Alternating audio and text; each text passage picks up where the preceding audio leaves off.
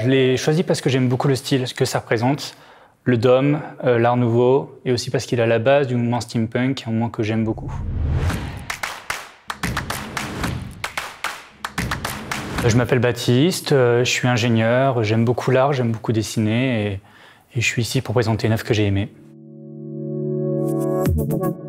J'étais venu une première fois pour visiter, c'est un musée qui est quand même super intéressant parce qu'il est vachement complet.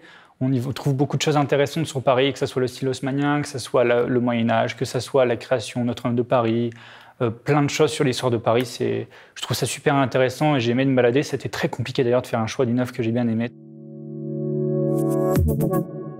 Cette œuvre qui est juste derrière moi représente le grand dôme de l'exposition universelle. Je l'ai choisi parce que j'aime beaucoup le style, ce que ça représente, le dôme, l'art nouveau, et aussi parce qu'il est à la base du mouvement steampunk, un mouvement que j'aime beaucoup. C'est une dystopie qui prend racine donc, au 19e siècle, dans ce style-là. Tout est disproportionné, tout est grand, tout est aéré, on a des couleurs qui restent toujours chaudes, marron, jaune, orange, beaucoup de cuivre. Il y a toujours ces sortes de ponts métalliques qu'on peut voir derrière moi, avec ces arches de métal, tels des monstres de métal qui sortent de terre.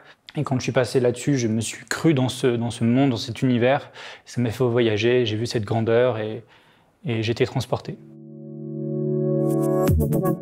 En fait, c'est la grande exposition, c'est quelque chose qui est rare, quelque chose qui n'a quasiment jamais été refait.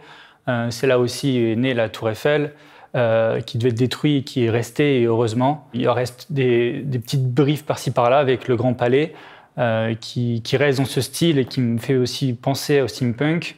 Donc c'est pour ça que Paris peut être associé à un mouvement steampunk avec des œuvres qui ont pu en sortir, comme des films, des séries, des bandes dessinées.